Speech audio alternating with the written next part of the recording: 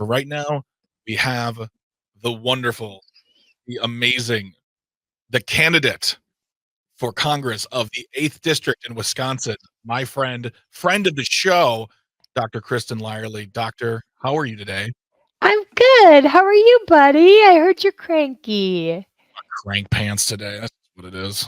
You know, sometimes the world just feels so freaking heavy, doesn't it?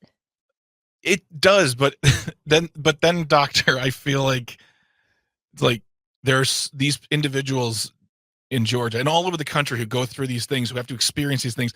And I'm sitting here going, blah, blah, blah, we statistics. And I'm like, I don't feel like I have the right to be angry or cranky. You know what I mean? Like they should be on the Mhm. radio. They should be in the newspaper telling their story. You know, it's sort of, it's like imposter syndrome, if you will.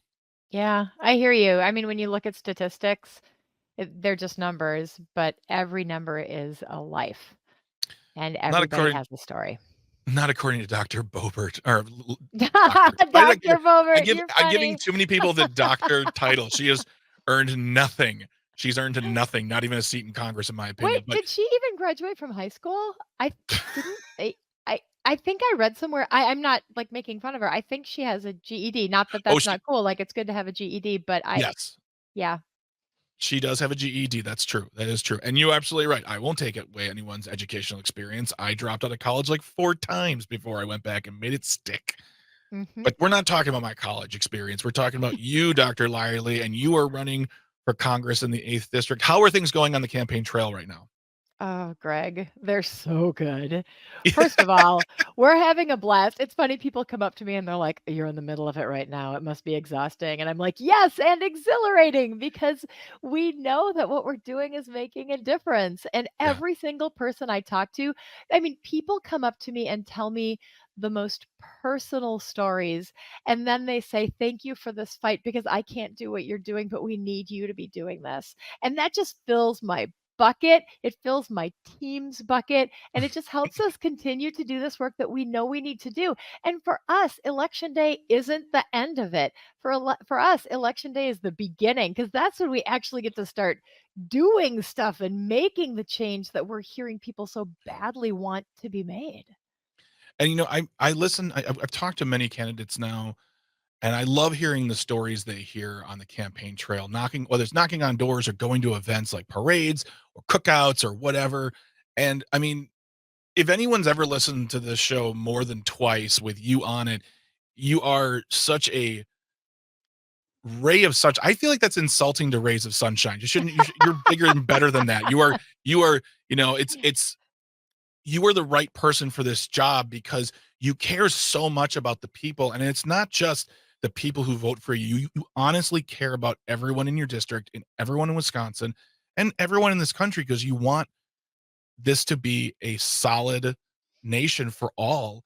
And I have to imagine that you have people coming up to you saying things of the nature like, I'm not a Democrat or I'm never voted Democrat. Like you always strike me as the type of person who brings in diverse individuals. And I'm talking like in the voting booths. Yeah. Well, it's what I do in my practice. I don't screen people for whether they're Democrats or Republicans when they come in for help. I just say, "Hey, how can I help you?" And then they Yeah. tell me their story and we talk about all of their options and we try to come up with a solution that works for them within the context of their lives, not something that I think would be best because I mean, what do I know about how if they walk out the door and they can't do the thing that we have discussed, then we have Yeah. failed. So it needs to be, and it's the same thing in policy. It's the same thing Yes. as a political leader, as an elected leader, it has to be an effective fix. And everything is not going to work for everybody, but that's where the beauty of diverse perspectives and opinions comes in. Hearing from different people and understanding different people's experiences, and then working with leaders to figure out where you can find those sweet spots. That's the beauty of it. And that's one of the coolest things about being in Northeast Wisconsin because we do share a lot of diverse opinions and perspectives and history up here. And bringing all of that together to find solutions is actually, it's fun. What you just said right there, that entire thing is so, I almost feel antithetical to a lot of people who are in Congress. Like if I understand that as a doctor, you are going to have to say to a patient, I have You have no options in this situation. But if you have to present that, you're going to come to them with empathy and say, but how do I make, what can I do to help you in some way? Like, I feel like there's so many politicians who say something, and I'm going to use the gun violence thing again. They're going to say, well, there's nothing we can do about it. They shrug their shoulders, pick up their coats, and they walk out the door saying, well, it was nice to try, but they don't even try. And to me, what you just said is, it's about finding what's right for the patient, which in my opinion, I will equate that to the American people, not about what you want. It's about Mhm. what's right for all of us and find that solution, which is, it shouldn't be revolutionary, but it's not something you hear coming from a lot of politicians, specifically on this topic. There's always something you can do. And it might not be a giant sweeping thing that you can do right now. Sometimes it's just little incremental things or even just personal things that you can do. Mhm. But it's when you feel like you can't do anything, that's when you lose hope. And one of the things that I'm hearing from people on the ground is that they haven't had hope in a long time. Here in northeastern Wisconsin, we have been so grossly gerrymandered over the past decade and a half that representatives haven't had to campaign. They haven't had to go out and talk to constituents. So people have felt really underheard. They've felt like they haven't had a voice, that their interests aren't being expressed. So now when we're knocking doors in New London or Oconto, people are excited to share their perspectives. And they love it that we don't just assume that, well, because I live in a small town or a rural community, they're not on our side. No, we're all on each other's side. And that side is community. We've got to build community. We've got to make sure we've got strong schools, that we have jobs that will provide a living wage, that we've got access to health care, meaning we can pay for it and we can get there. All of those things are things that we as individuals want and need. And as communities, we can offer them, but we have to work together to make it happen. First of all, shout out to New London and shout out to my uncle Charlie Bach, who is in New London. He's a Hey, wonderful, wonderful man. Charlie. If you're just tuning in, you're listening to Dr. Kristin Lyerly, who is a friend of the show, OBGYN, gynecologist, candidate for the 8th Congressional District here in Wisconsin, knocking on doors, talking to people. And, my experience in campaigning, I know the face of a person who gets a knock on the door from a candidate or a rep of the candidate who says, hey, tell me about you. Tell me what's going on in your life. That sense of like, oh my gosh, they actually do, like someone's here to talk to me. That's game changing. That's inspiring. And it doesn't happen all the time, but it does happen. As you said, underheard. That's a term we don't say a lot in campaigning, is they are underheard. And it Mhm. all starts with that initial conversation, knocking on that door saying, hey, I want to represent you. Tell me what's going on in your life. How can I make things better? And that's how we know we're going to win this district, because we have candidates knocking on every single door all across northeastern Wisconsin. We've got over 700,000 people up here, but we are determined to at least try to reach out to every single person. And, doing the work and doing the work with love and enthusiasm makes a difference. In the last cycle, nobody even ran for this seat. That's how like hopeless people felt Yeah. up here. And a third of the other state seats, the assembly seats and the Senate seats, went totally unchallenged. There were no Democrats running, so people didn't even have a choice. It's a totally different level of Oh, enthusiasm and energy, and people are really loving it. And they're feeling like we're breaking through the politics as usual, the politics of inaction. Go to Peshtigo, where these people have horribly contaminated water from PFAS, and there's no solution for them. Well, there is. It's sitting in Madison, mhm. but political gridlock is preventing them from getting the relief that they need and being able to live their lives. Well, we can break through that gridlock, but we have to elect the right people in the right places so that that leadership can make things happen for the people instead of for political power. I keep on thinking about the fact that since we've got the new maps here in Wisconsin, which is like, it's like the opening of the doors and the bright lights coming through. What you said earlier about the fact that, you know, they were running unopposed, how easy those seats were in these gerrymandered districts, that once these new maps came in, some of those people just said, you know what, done, because they knew they had to campaign. They knew they had to work for the seat and talk to the people. Before that wasn't the case. They'd be like, oh, this is my seat. I get this seat now, and I get to have as long as I want. New maps come in. They're like, this seems like work. Peace out. I'm out of here. See you later. Bye. And Yeah. the energy and fire that's coming from these new candidates is palpable. It's amazing. And it's actually gotten me, Calvin, into a better mood now. I'm feeling good now. Yeah. See, that's just what happened. You need a dose of Dr. Lyerly in your life. Once you get that dose of night, it's just like pure sunlight. It feels really good. We got Karina on the phone right now. She's been waiting a while. Karina, what say you today, friend? Well, doctor, I would vote for you if I was there, and I wish you the best, and I know that you're gonna win. Now, I think you are right because education does make difference. You do not compare apples to oranges. It's a simple math. Mhm. It's not even statistics or calculus. You do not compare X to Y. Simple. Yeah. Now, when we had an abortion, federal abortion law, and the doctor will correct me if I'm wrong, please. It's a 12 weeks. Why is it 12 weeks? Because the fetus is not capable of living without mother's body. Okay? We're talking about children, adults, which this society have financial and emotional investment. So you cannot compare those two things. And nobody telling you that somebody gonna take any rights. For right now, Republicans taking our freedoms left and right, and they taking it with the automatic guns. Thank you so much for calling, Karina. We always love to hear from you. And what Karina is referring to, and we're going to talk about the other side of the break, is as we all know, there was a mass shooting in a school in Winder, Georgia, and Lauren Boebert, from a 2018 video, though apropos of today, decided to take the gun violence issue and pivot towards abortion. And I personally feel like that is a tactic, a whataboutism that's done a lot to try to divert from the topic that we're trying to discuss. People grieving, people fighting for their rights to live and to live a safe life. And I wanted to talk to the doctor about that. We only have a few more minutes left, so I'm going to get to Troy, and then we'll discuss that issue with Dr. Lyerly, who is our guest, who I always love seeing anytime you are around because you are amazing. Troy from Mount Horeb. We only have a couple minutes left. What say you, friend? Hey, Lyerly, it's great talking to you. Thanks. Talking to you too. First of all, to all the Republicans who want to pray for the victims of yesterday, James 2:17, faith without works is dead. I also agree with the doctor. I think Wisconsin's going to be a lot further, bigger spread than we think because of what she said. All these races where Democrats didn't have anybody running in, and now they do, and these people now have somebody to go out and vote for. I think all these races up and down the ballot are going to have a lot more Democrats voting for them than they did.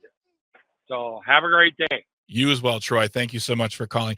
I mean, I don't, in campaigning, you're always running like you're behind, and you never want to say when, you say if, but there's the energy there that gives you hope, and there is the difference. Am I right or am I wrong? Oh, you're so right. I mean, last night we were in Milwaukee and I was hanging out with Margaret Arney and Sarah Harrison, who are running in suburban Milwaukee. They have a nickname for Ozaki County because of all the women who are running in Ozaki. Oh my gosh, Margaret, I know you're listening. It's like Shizaki. Shizaki gotcha. County is what they're calling it because women are active and excited and enthusiastic, and that's making a difference. That's amazing. We're going to keep the conversation going with Dr. Lyerly. Feel free to call us 855-752-4842, 855-75-CIVIC. Don't go anywhere. Stay close. You're listening to Matenaer on Air on the Civic Media Radio Network.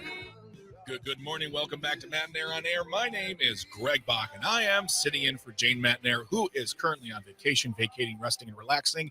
She will be returning on Monday, and we're very excited to see her. Right now, you got me, you got Sweet Cal B on the boards, and you also have Dr. Kristin Lyerly, who's not only a friend, but a doctor and a candidate for Congress in the 8th District here in Wisconsin. And you can talk to us by calling 855-752-4842, 855-75-CIVIC.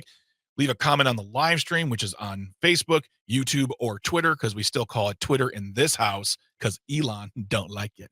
But Dr. Lyerly, we were talking about running for Congress, and you're having a lot of conversations with people. And Karina called earlier as well and discussed the comparison of apples and oranges, and those apples and oranges are gun violence versus abortion. We played a clip of hers, which will be in the show notes. It's from 2018, where she's driving to a March for Life rally, which is people who protesting uh, the lack of things done about gun violence and proper laws. And she wants to instead talk about abortion. Now, in my opinion, and as I've been told and I believe, gun violence and abortion access are healthcare. And those are both big conversations to have, but you shouldn't try to negate one with the other, because then we go nowhere. Am I wrong? This is just a classic pivot for her Yeah. because she doesn't know how to talk about these issues in a constructive way. She's not a problem solver. She's a rabble rouser. We know this about Lauren Boebert. So what we need to do is just recognize the pivot and just, redirect our Mhm. attention and recognize that like gun violence is a problem. And Yes. actually most people who die of, and her stats are all off. I mean, she's just not a reliable source. So please do not take anything that she says as gospel, because it's just not. It's often misinformation, lots of lies. But lots of people do die from gun violence, and most of it is suicide.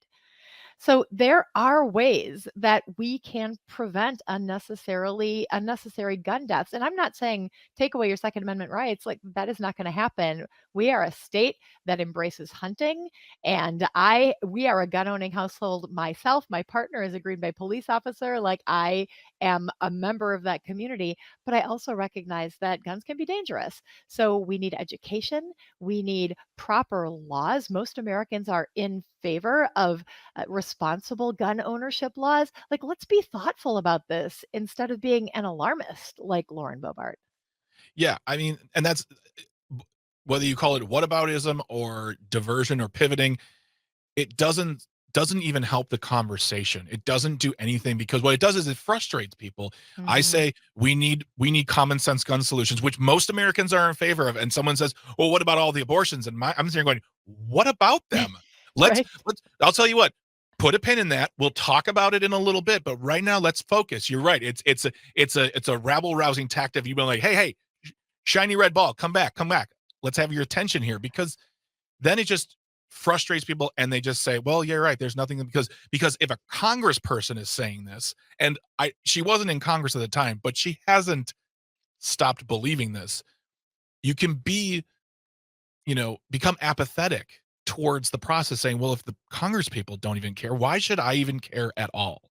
Right. Well, I think your role as a leader is you're a leader. So you have to lead by example. And I mean, this is the woman who made this video while she was driving and acknowledges that she Mhm. is inattentive driving. So I felt compelled as a physician to pull some stats in Wisconsin. And I'd just like to point out that in Yes. 2021, someone was injured or killed in a distracted driving crash every 2 hours in Wisconsin. Yeah. Distracted driving is a major problem. So, Representative Boebert, please don't do that. Lead by example. I mean, I'm not, by the way, clapping or laughing for distracted driving or the problems therein. I'm just it's so on brand for you, doctor, to come with stats on. You're like I have more. I brought more. oh no, and the thing is like and like that's the thing is, as soon as she started rattling off numbers, I'm like, well, am I going to go just find the numbers? And they're right there, easy. It's a Google search away. It wasn't what she Mhm. said. It was something else. What are your other numbers? Over 10,000 distracted driving related crashes occurred in Wisconsin in 2021. And distracted driving contributes to almost 10% of all crashes and fatal crashes. So please don't do that. Pull Yeah, over. yeah. Pull over. Make your point. That's fine. It's America. Do it. It's Twitter. But Mhm. just be safe about it, for goodness sake. Yeah, Uh, and she also said like 15,000 gun-related deaths in the US. Actually, it's closer to 50. Maybe she got confused and like didn't hear it right. I'm going to give her the benefit of the doubt. It's 50,000, and the number of gun-related deaths are rising. Last year, actually the last year we have stats was from 2021. That was the highest number of gun-related deaths that we've seen mhm. in this country. By the way, the numbers that I was rattling off earlier in the show, folks, were a specific number of just specific kinds of deaths from guns. So please, Dr. Lyerly is correct. I was reading off a different number. I was saying in the 15s because it was a specific kind of death from guns. So yeah, Dr. Yeah, Lyerly I'm is the talking expert. about total, like including like murder and suicide. And like I said, suicide is the number one cause of death related to gun violence, which is why it's a health issue. So as a physician, as we're doing preventive health checks, especially pediatricians, we always ask, are you a owning household? And many of our households here in Wisconsin are. And then we want to make sure that you are taking proper precautions, that your guns are stored safely and that your kids don't have access, because those are the really devastating deaths, is when kids have access to firearms and bad things happen. Absolutely. Dr. Lyerly, it is always a pleasure having you on the show. I wanted to say before you go, I don't know, I'm sure you know this already, but President Joe Biden will be in Westby, Wisconsin on an official trip today. And he'll be highlighting the Biden and Harris administration investments in rural renewable energy projects. I think a $7 billion investment into those projects.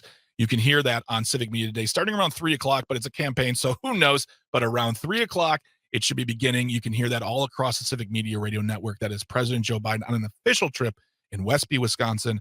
Dr. Lyerly, it is so wonderful I'm not kidding you. I am in a better mood now.